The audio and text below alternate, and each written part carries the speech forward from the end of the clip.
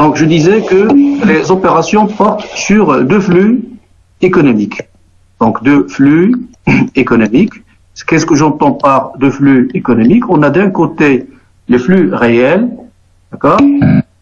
Les flux réels. Qu'est-ce que j'entends par les flux réels? C'est l'ensemble des biens et services que peut acheter ou vendre une entreprise. Et on a de l'autre côté les flux financiers. Et donc les flux financiers, ils correspondent à quoi? Ils correspondent à l'ensemble des moyens de paiement que peut utiliser une entreprise. Donc les moyens de paiement. Voilà. Et j'étais en train de donner un exemple. Donc achat, donc un exemple, achat d'un bureau en espèces. Donc achat d'un bureau en espèces. Bien. Et donc, comment on peut enregistrer cette opération? Donc, la première étape consiste à identifier les flux sur lesquels porte l'opération. Donc, on a dit, il y a un flux réel, c'est soit un bien, soit un service. Et donc, achat d'un bureau en espèces. Donc, tout d'abord, on va identifier les flux. Donc, on a tout d'abord un flux réel. C'est quoi dans notre opération le flux réel? C'est-à-dire, qu'est-ce que l'entreprise a acheté? Donc, il a acheté un bureau. D'accord? Et en termes comptables, les bureaux, ils font partie de ce qu'on appelle le mobilier de bureau. D'accord? Maintenant, la deuxième question, il concerne le flux financier. Qu'est-ce que j'entends par un flux financier? C'est-à-dire quel est le moyen de paiement qui est utilisé par l'entreprise pour acheter ce bureau. Et donc là, dans l'exemple, on a parlé d'un paiement en espèces. C'est-à-dire que l'entreprise, elle a payé en espèces. Comptablement, ça correspond à la caisse. La caisse. Ça, c'est la première étape. Donc, ça, c'est la première étape pour enregistrer une opération.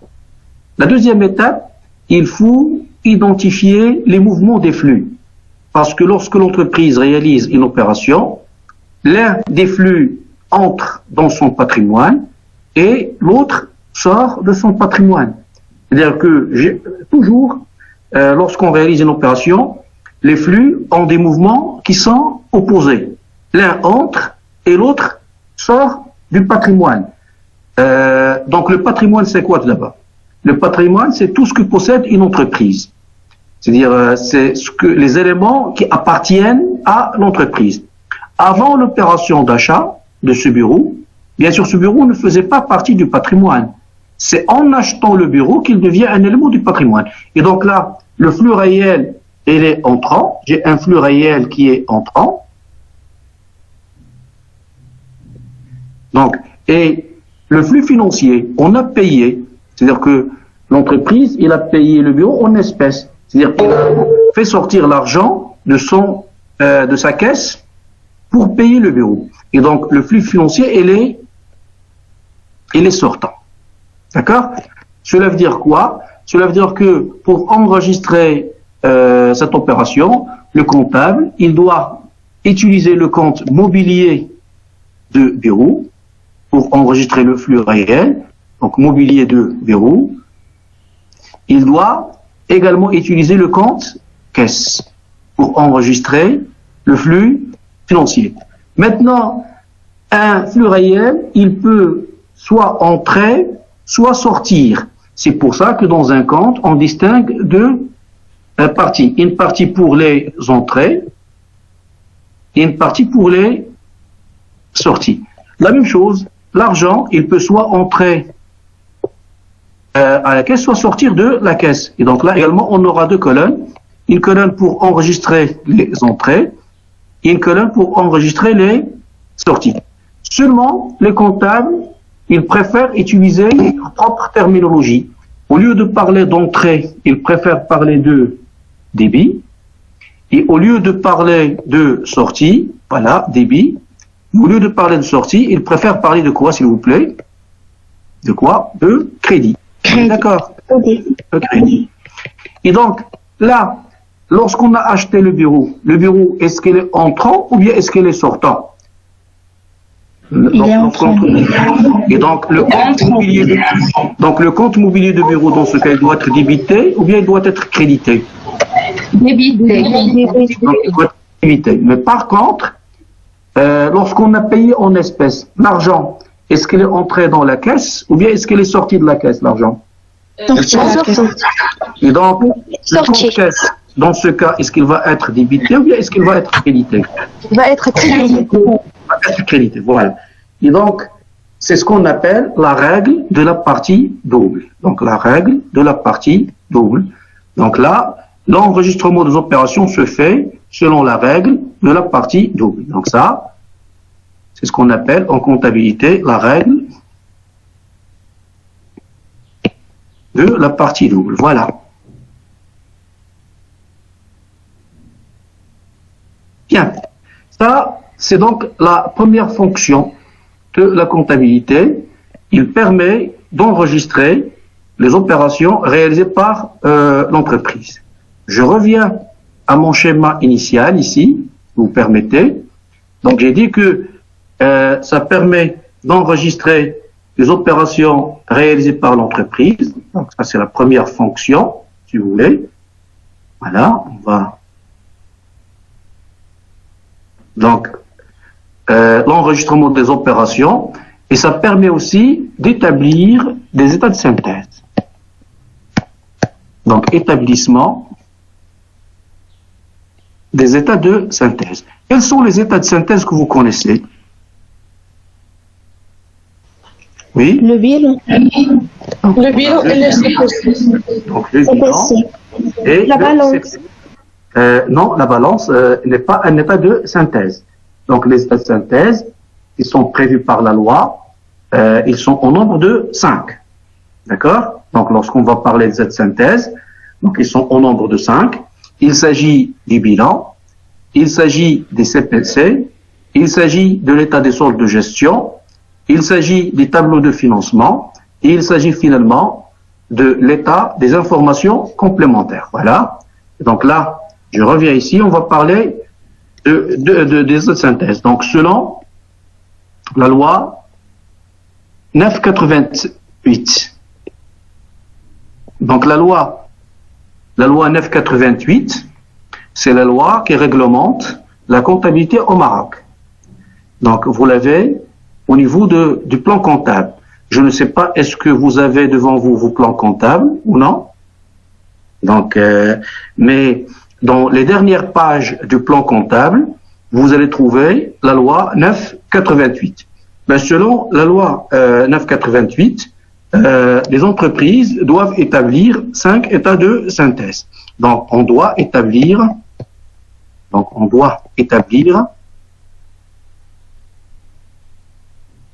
5 états de synthèse.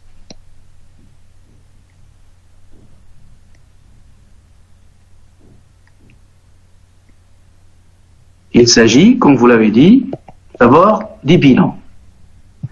Et donc, le bilan, quelle est sa fonction principale? Ben, tous ces états de synthèse, ils donnent des informations sur l'entreprise. Quelle est l'information qui est donnée par un bilan? C'est-à-dire, en lisant le bilan d'une entreprise, quelle information vous pouvez avoir? D'accord? Est-ce que vous le savez ou non? Donc, l'information qu'il faut... les ressources et les emplois d'une entreprise. Donc, il donne des informations sur les ressources et les emplois. En d'autres termes, il donne des informations sur la situation patrimoniale, la situation du patrimoine. Donc, information sur la situation patrimoniale.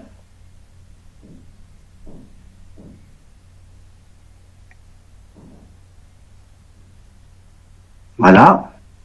La fonction du bilan. Le deuxième état de synthèse, le compte de produits et de charges, qui peut me dire quelle est l'information que peut donner le compte de produits et de charges. Quel type d'information on peut avoir à travers le CPC? Le résultat d'un exercice. Très bien. Et donc, voilà, donc information, il donne des informations sur le résultat de l'exercice. Donc, sur le résultat de l'exercice. Ça, c'est la fonction du CPC. Le troisième état de synthèse, l'état des soldes de gestion. Donc l'ESG. Également, il donne des informations sur le résultat, mais surtout sur la formation du résultat. Donc information sur la formation du résultat. Donc on a deux documents qui constituent l'ESG. Donc c'est un état de synthèse qui se compose en fait de deux tableaux. Et donc le premier tableau qu'on appelle le TFR, le tableau de formation de résultats, il donne des informations, voilà, sur la formation du résultat. Et il donne également des informations sur l'autofinancement. Donc l'ESG, il donne des informations sur la formation des résultats et sur... Donc je disais que le troisième état de synthèse, l'état des soldes de gestion, il permet de donner des informations, tout d'abord sur la formation des résultats à travers le tableau de formation de résultats, le TFR, et il permet également de donner des informations sur le montant de l'autofinancement de l'exercice, à travers justement le deuxième tableau, qui est le tableau de l'autofinancement. Donc le tableau de l'autofinancement.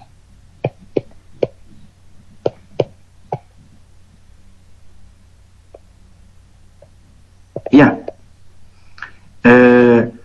Le quatrième état de synthèse obligatoire en vertu de la loi 988, c'est ce qu'on appelle le tableau de financement.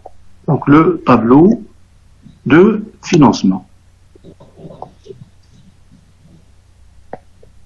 Donc quelle est la fonction de ce document? C'est-à-dire qu'est-ce qu'il permet de donner comme information? Il donne également des informations sur le patrimoine. Mais contrairement au bilan, qui donne des informations sur le patrimoine à un moment donné, le tableau de financement, il donne des informations sur les variations subies par le patrimoine pendant un exercice. Et donc là, on a des informations,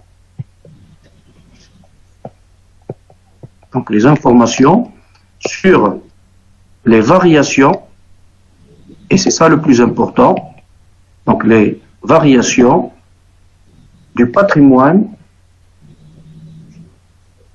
pendant un exercice comptable. Donc les variations du patrimoine pendant un exercice comptable.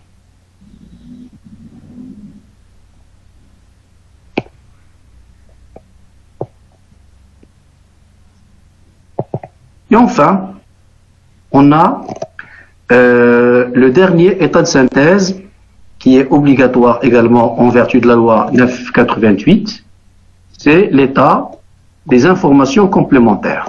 État des informations complémentaires. On appelle éthique tout simplement. Donc, éthique. Et donc l'éthique, comme son nom l'indique, permet tout simplement de compléter l'information ou les informations fournies par les quatre états de synthèse. Donc, il complète, donc c'est un document qui permet de compléter les informations qui sont fournies par les autres états de synthèse.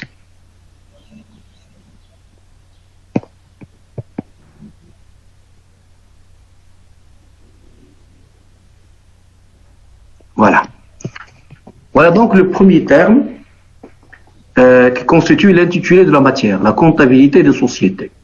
Et donc, la comptabilité, comme je viens de le dire, il permet d'enregistrer les opérations réalisées par une entreprise. Et je viens de rappeler que l'enregistrement des opérations doit se faire dans le respect de la règle de la partie double. Et on a bien compris pourquoi la partie double, parce que les opérations portent sur deux flux économiques, les flux réels et les flux financiers. Et on a vu aussi que la comptabilité permet d'établir des états de synthèse, et ces états de synthèse permettent de donner des informations sur l'entreprise. En fait, selon la loi 988, les entreprises doivent établir 5 états de synthèse. Le bilan, qui donne des informations sur le patrimoine à un moment donné, le compte de produits et de charges, qui donne des informations sur le montant des résultats d'un exercice, l'état des soldes de gestion, qui donne des informations sur la formation des résultats à travers le TFR, et des informations sur le montant de l'autofinancement à travers le tableau de l'autofinancement. Le quatrième état de synthèse, c'est le tableau de financement, qui permet de donner des informations sur les variations du patrimoine pendant un exercice comptable. Et enfin, le cinquième état obligatoire, c'est l'éthique, c'est-à-dire l'état des informations complémentaires. Et son rôle, c'est de compléter l'information donnée par les autres états de synthèse. Donc, excusez-moi s'il vous plaît.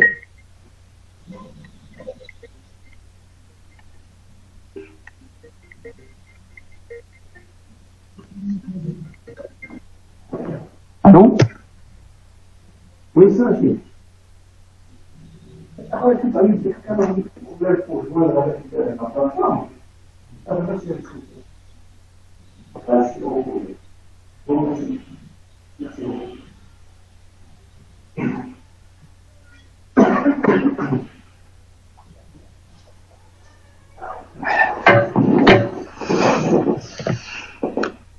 Je m'excuse. Et donc, voilà donc le premier terme qui entre dans l'intitulé de la matière que nous aurons le plaisir d'étudier ensemble. Le deuxième terme. Voilà, je reviens ici. Donc, on a dit la comptabilité, voilà, des sociétés. Donc, le deuxième terme que nous allons analyser et étudier maintenant, c'est le terme société. Voilà. Donc, après comptabilité, on va analyser et étudier le terme société.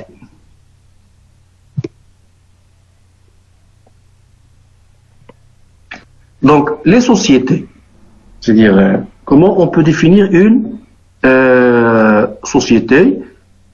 Donc, on peut avoir plusieurs conceptions, terme société. On a la conception économique, on a la conception sociale, sociologique, et on a également la conception juridique. Tout d'abord, on va commencer par la conception sociologique. La conception sociologique. Donc, sur le plan sociologique, que signifie une société?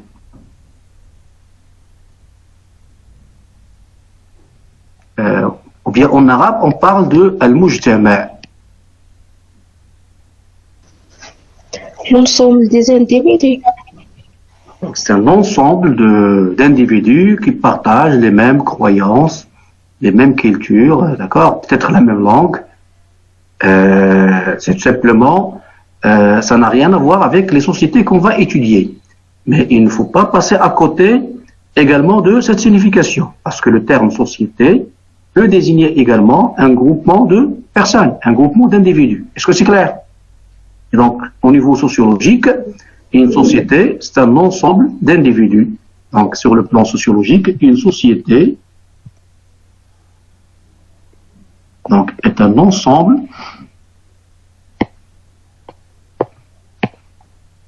d'individus. Et ainsi de suite. Ensuite, on a la conception économique.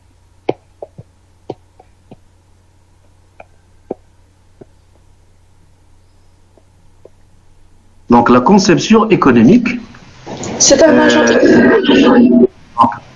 en arabe, كنقولوا الشركة. D'accord? Donc, en arabe, on parle sharika. Donc, c'est quoi une société sur le plan économique? Organisation. L'ensemble des D'accord? Donc, c'est une entité qui emploie des moyens. On est d'accord? Une société a besoin d'utiliser des moyens. Quel type de moyens? un agent économique. Oui, c'est un agent économique, tout à fait. Mais cet agent économique, il emploie des moyens. Vous êtes d'accord avec moi ou non? Est-ce que vous pouvez me donner un exemple de moyens que doit utiliser une société? Les moyens financiers et Les moyens financiers. Les moyens financiers, oui. Les moyens humains, c'est plus important que les moyens financiers. C'est-à-dire les moyens matériels. Voilà. Donc une société est une entité économique qui emploie des moyens humains, financiers et matériels. Et pourquoi? Et pourquoi est-ce que la société emploie ces moyens? Pour quelle raison? Pour produire des biens et services. Donc pour produire des biens et des services. Et qu'est-ce que la société va faire avec ces biens et ces services? Est-ce qu'il va les consommer elle-même ou bien est-ce qu'il va les vendre? L'investir et les répartir. Les commercialiser. Non, non. Par exemple, je suis un fabricant de tables. Lorsque je produis des tables, c'est pour en faire quoi? C'est pour les utiliser. C'est pour les vendre. Pour les C'est pour vendre. les vendre. Très bien. Et où une société peut vendre ses produits? Sur le marché. Un marché. Bien sûr, un marché national ou international. Donc sur un marché national ou international. Et quel est l'objectif de toutes ces opérations? Pourquoi est-ce que Dégager un bénéfice. réaliser? Et si maintenant la société appartient à plusieurs associés, qu'est-ce qu'on va faire lorsqu'on réalise un bénéfice? Lorsqu'on a plusieurs associés, il faut partager le bénéfice. Donc on va récapituler tout cela. Et on va dire que selon la conception économique, donc on va dire quoi? Une société, c'est quoi? Est une entité. Est une entité économique, voilà, qui emploie. Qu'est-ce qu'il emploie, s'il vous plaît? Des moyens. Des moyens. Est-ce que vous pouvez me les rappeler? On vient de Moyens matériels, humains. Non, pour moi, les moyens les plus importants, c'est quels sont les moyens, le facteur de production le plus important? Humain. Les moyens humains. Il emploie les moyens humains, voilà. On fait par les moyens humains, financiers, donc les moyens financiers et matériels. D'accord? Pourquoi? Qu'est-ce qu'on a dit? Quel est notre premier objectif? Est-ce que vous pouvez désactiver les micros, s'il vous plaît, parce que j'entends les essentiels de cuisine. Je suis en train d'entendre Pour les vendre aux consommateurs sur le marché. Non, tout d'abord, pour produire. Donc, c'est une entité économique qui emploie des moyens humains, financiers et matériels pour produire. Qu'est-ce qu'il produit une entreprise? Donc, pour produire des biens et services. Pour produire des biens et des services. On est d'accord? Pour produire des biens et des services. Et qu'est-ce qu'on va faire avec ces biens et ces services? Est-ce qu'on va les consommer nous-mêmes ou bien est-ce qu'on va les vendre? Pour les vendre. Donc, destinés à les biens et les services, ils sont destinés à la vente. Où est-ce que je vais vendre? Sur le marché. Sur un marché. Donc, à la vente sur un marché. Et l'objectif, tout ça, c'est quoi? L'objectif est la réalisation et le partage. On a dit. Donc, il faut le bénéfice réalisé, il faut le partager entre les associés. On est d'accord? Donc, l'objectif est la réalisation et le partage d'un bénéfice. Donc, la réalisation et le partage d'un bénéfice. J'espère que la définition est claire. On est d'accord? Oui, monsieur. Donc, sur le plan économique, une société est une entité qui emploie des moyens humains, financiers et matériels en vue, voilà, matériel S, pour produire des biens et des services destinés à la vente sur un marché. L'objectif est la réalisation et le partage d'un bénéfice. Bien. Et donc, sur le plan économique, on peut dire que la société correspond à ce qu'on appelle une personne morale. D'accord? Maintenant, la conception juridique.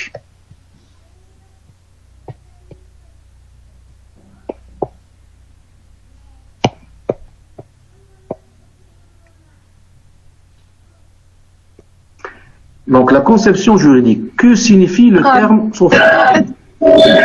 Donc, signifie aqd. Donc, aqd. Et donc, sur le plan juridique, la société est un contrat. Donc, la société est un...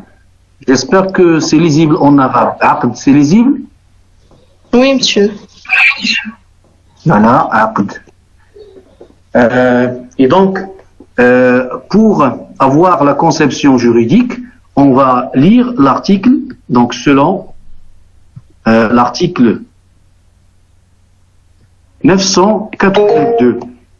Donc l'article 982 du Daïr des obligations et des contrats, des DOC. Donc selon l'article 982 du DOC, la société est un contrat. La société est un contrat. Voilà. Et je vous invite à lire la suite de l'article. Vous pouvez la voir sur Internet, bien sûr.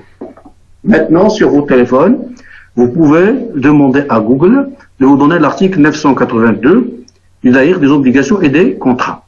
Et lorsque vous allez lire, bien sûr, l'article, vous allez constater qu'il s'agit d'un contrat entre deux ou plusieurs personnes qui mettent en commun leurs biens, leur travail, ou les deux en même temps, en vue de réaliser et de partager un bénéfice. Voilà donc ce qui nous intéresse le plus dans l'article 982, c'est que en droit, le terme société désigne un contrat. Donc la société est un contrat. Et donc nous, on va tirer notre conclusion. Quelle est la conception que nous allons retenir dans ce cours? Et donc, dans ce cours, on va se baser sur les conceptions économiques et juridiques. Donc, dans ce cours, nous allons nous baser sur les conceptions économiques et juridiques. Donc, nous allons nous baser sur les conceptions économique et juridique. Donc économique, pardon, sans S.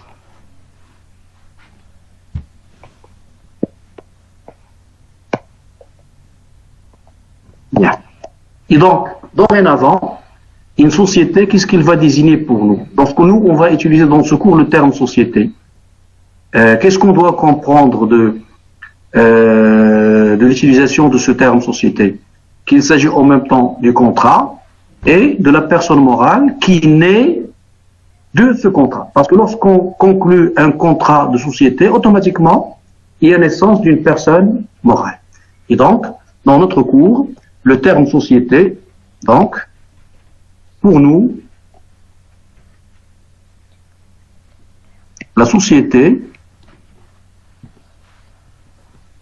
et en même temps le contrat et la personne morale, donc la société et le contrat, ça c'est comme la conception juridique, d'accord? Et la personne morale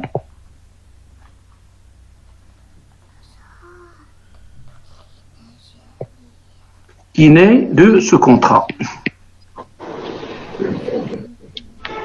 Et ça, c'est la conception économique.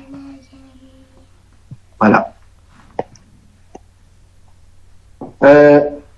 Maintenant, au Maroc, selon le droit des sociétés au Maroc, quelles sont les différentes formes juridiques de sociétés qu'on peut choisir pour créer une société? Est-ce que vous avez une idée sur les formes juridiques?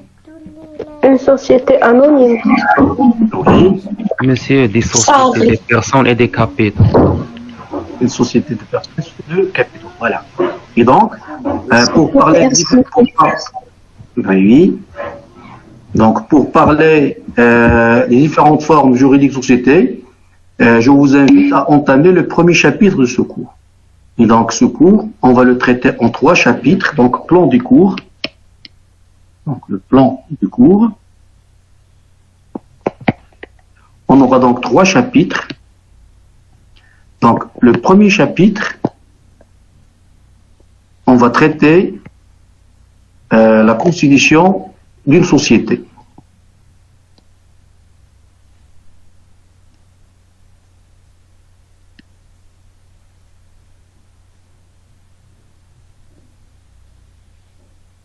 D'accord?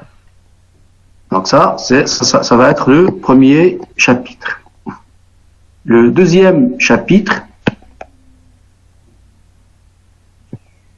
va nous permettre d'étudier l'opération d'affectation du résultat. Donc, affectation du résultat. Et enfin, le troisième chapitre du cours va nous permettre d'étudier les opérations de modification du capital. Voilà. Modification au pluriel. Il y en a plusieurs. Donc, modification du capital. Voilà donc comment nous allons traiter ce cours. Et donc, c'est un cours qu'on va traiter en 3 chapitres. Bien entendu, je vais vous envoyer au fur et à mesure des supports de cours, des exercices avec correction. Et bien sûr, on va également improviser et corriger des exercices et des exemples. Et vous aurez en plus des séries d'exercices avec leur correction. Voilà donc la démarche que nous allons adopter. Et donc, on va commencer par le premier chapitre qui va nous permettre d'apprendre à enregistrer une opération de constitution d'une société. Donc, voilà, chapitre 1er, donc chapitre 1, la constitution des sociétés. Bien. Tout d'abord, on va répondre à la question que j'avais posée juste tout à l'heure. Si vous voulez créer une société au Maroc, quelles sont les formes juridiques que prévoit le droit marocain? Donc là, première, si vous voulez, section, donc les formes juridiques des sociétés au Maroc. Bien.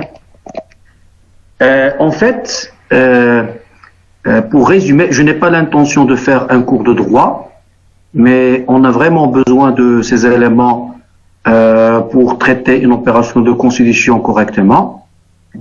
Et donc, je vais essayer de résumer et de faire une synthèse. Et donc, généralement, selon le droit des sociétés marocaines, on distingue 3 catégories de formes juridiques. Donc, selon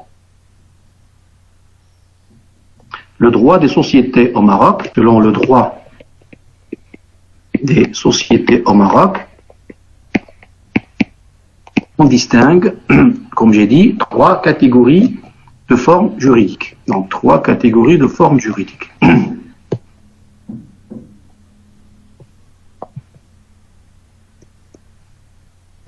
Voilà.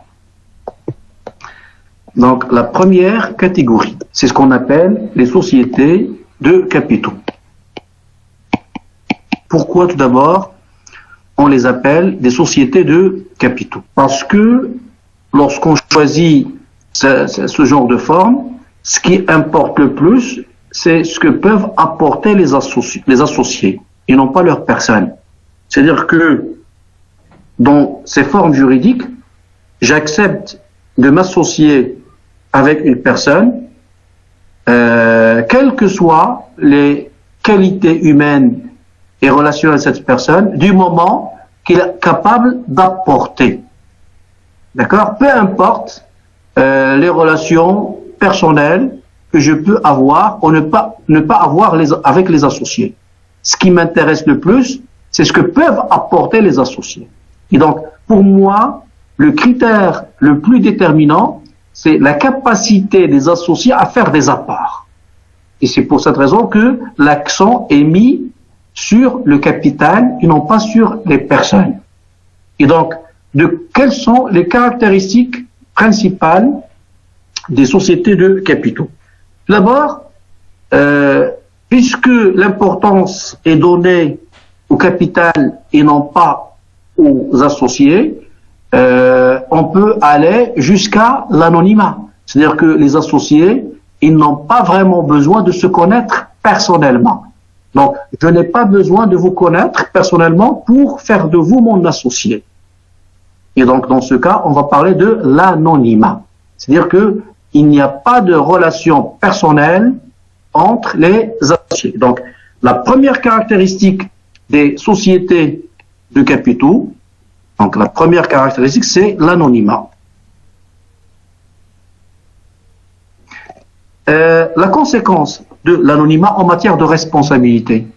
Si les associés ne se connaissent pas, donc ils ne se connaissent pas sur le plan personnel, à votre avis, c'est une question que je vous pose maintenant, en matière de responsabilité, est-ce qu'ils sont prêts à être solidaires ou bien est-ce que la responsabilité de chacun est limitée à sa participation?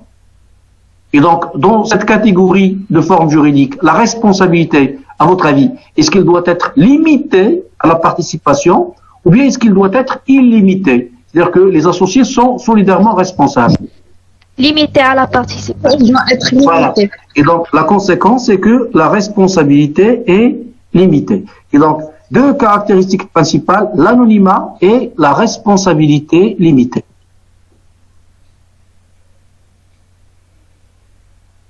Donc, la responsabilité limitée. Quelles sont les formes juridiques qui entrent dans cette catégorie? On a la société anonyme,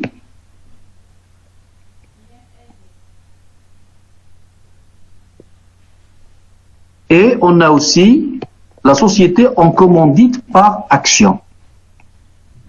Donc la société en commandite par action.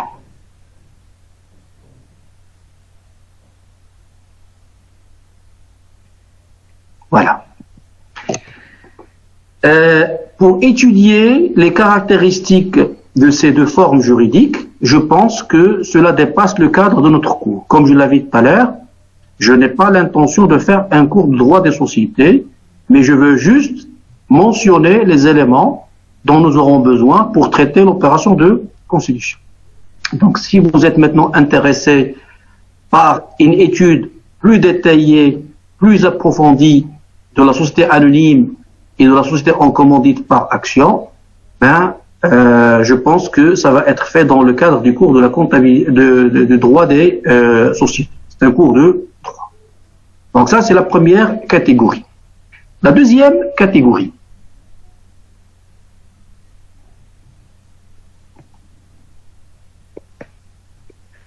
Dans cette deuxième catégorie, l'importance elle est plus accordée à la personne de l'associé.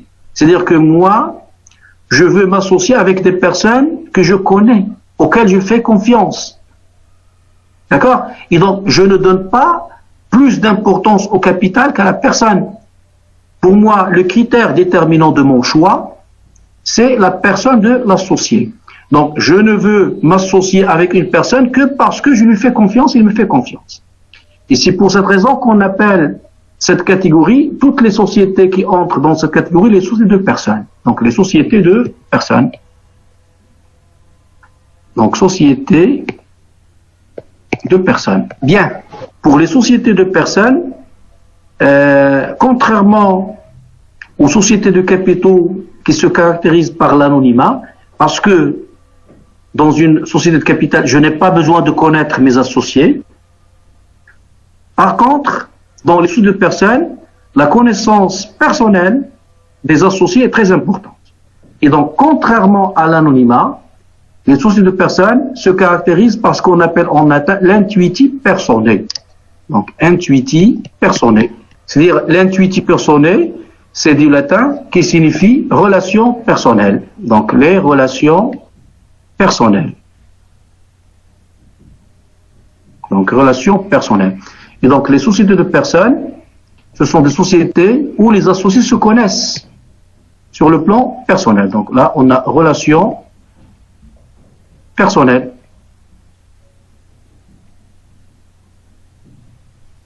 Maintenant, s'il vous plaît, en matière de responsabilité, si les associés se connaissent personnellement, leur responsabilité, est-ce qu'il va être limité ou bien illimité? Et il est illimité. Responsabilité illimitée. C'est-à-dire quoi, la responsabilité illimitée? Les associés sont solidaires en matière de responsabilité. C'est-à-dire associés, solidaires,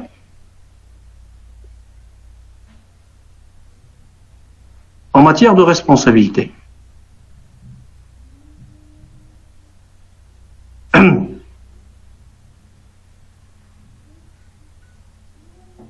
Voilà. Maintenant, si vous êtes intéressé par ces caractéristiques, quelles sont les formes juridiques que vous propose le droit marocain? Est-ce que vous avez une idée, s'il vous plaît? Si vous êtes intéressé par l'intuitif personnel et par la responsabilité illimitée, quelles sont les formes juridiques que vous allez devoir utiliser pour votre société? D'accord? Donc, on a également deux formes juridiques. On a la société en nom collectif, la SNC, c'est-à-dire société en nom collectif.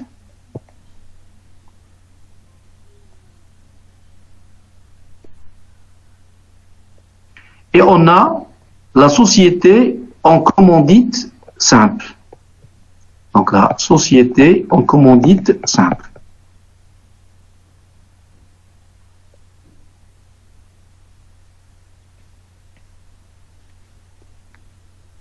Là également, comme je l'avais dit pour les sociétés de capitaux, si vous voulez étudier de manière détaillée et approfondie la SNC et la C et la SCS, bien sûr, ça doit être fait dans le cadre d'un cours de droit des sociétés.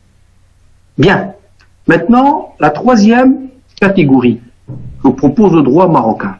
Donc la troisième catégorie.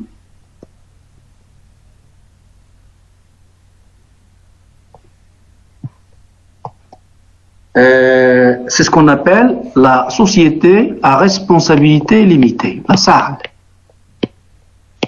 Donc, société à responsabilité limitée. Donc, la société à responsabilité limitée.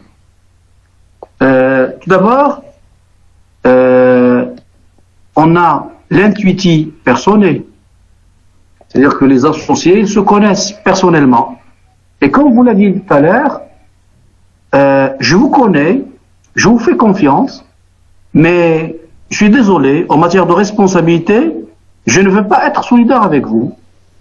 C'est-à-dire qu'en cas de problème, je ne veux être responsable qu'à hauteur de ma participation. C'est-à-dire, moi, je possède 40% du capital.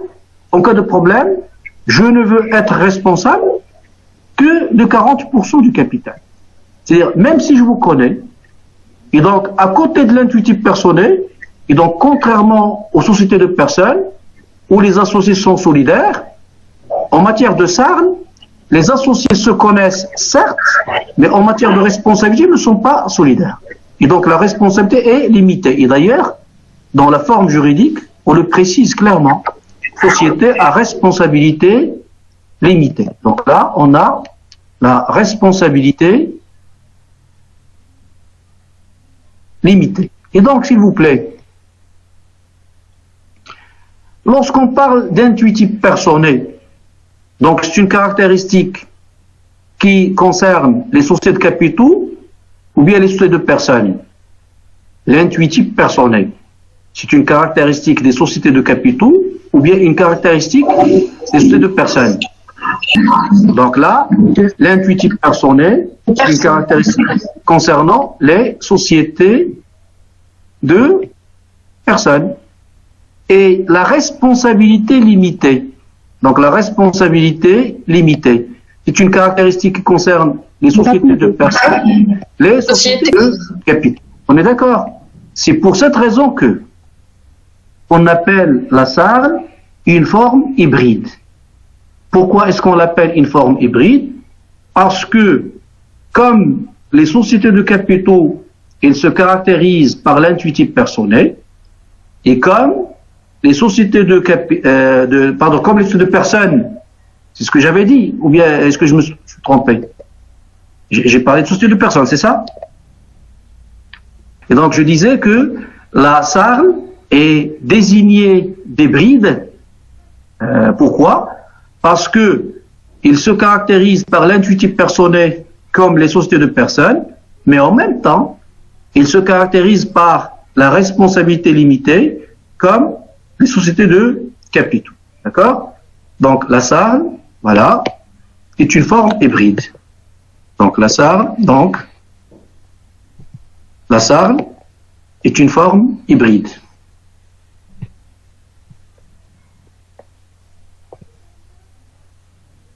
Donc c'est une forme juridique hybride.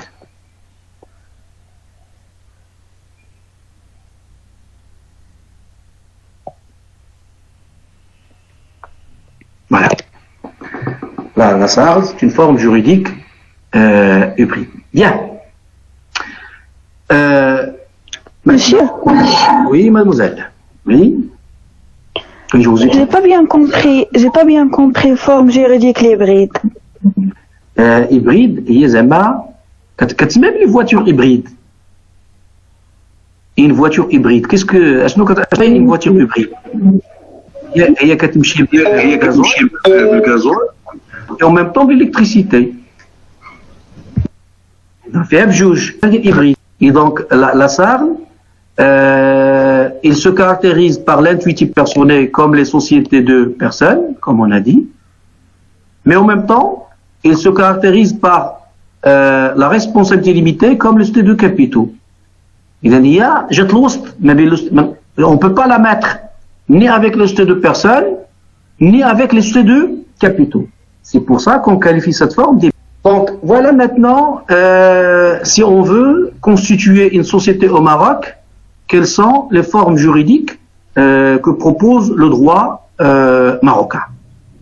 Donc soit les sociétés de personnes, soit les sociétés de capitaux, soit finalement une forme hybride qui est entre les deux. C'est la SARL. Est-ce que c'est clair? Oui, la SARL, c'est une société individuelle. Je peux constituer une SARL avec un associé unique.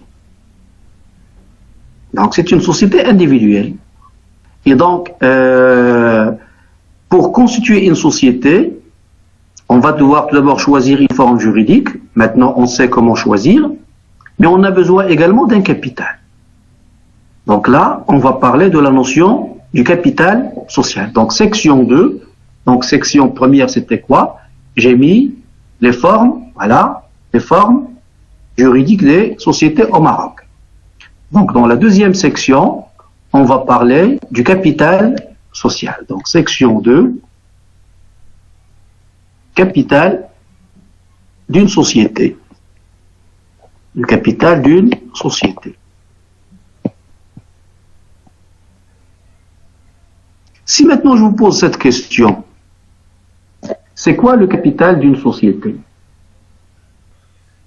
Donc si vous voulez avoir une part dans le capital d'une société, est-ce qu'on va vous donner ça sans contrepartie, ou bien est-ce que vous allez devoir faire quelque chose pour avoir cette part? Donc il y a un écho insupportable. Bien. Donc je disais que le capital social, il correspond en fait à ce que apportent les associés au monde de la création. D'accord? Et donc la question à laquelle on va répondre maintenant, qu'est-ce que les associés peuvent apporter au monde de la création et qu'est-ce qu'ils reçoivent en contrepartie de leurs apports? D'accord? Et donc, tout d'abord, on va mettre le capital social. Donc, le capital social, c'est quoi? C'est l'ensemble des apports, voilà, fait par qui les apports? Fait par les associés, quand? Au moment de la création. Bien. Donc c'est l'ensemble des apports faits par les associés au moment de la création. Deux questions. Première question, qu'est-ce qu'on peut apporter? Première question. Deuxième question, qu'est-ce qu'on reçoit en contrepartie de nos apports? Voilà, deux questions. Et donc, on va commencer par répondre à la première question. Voilà, on est à la création, et donc, les associés, chacun il va devoir faire des apports. Selon la loi, qu'est-ce qu'on peut apporter? Donc, si vous voulez être associé dans une société, qu'est-ce que vous pouvez apporter? Donc, je peux apporter du numéraire, ce qu'on va appeler l'apport en numéraire. Je peux apporter des biens, c'est ce qu'on va appeler l'apport en nature. Mais je peux également apporter mon savoir-faire, mon expérience.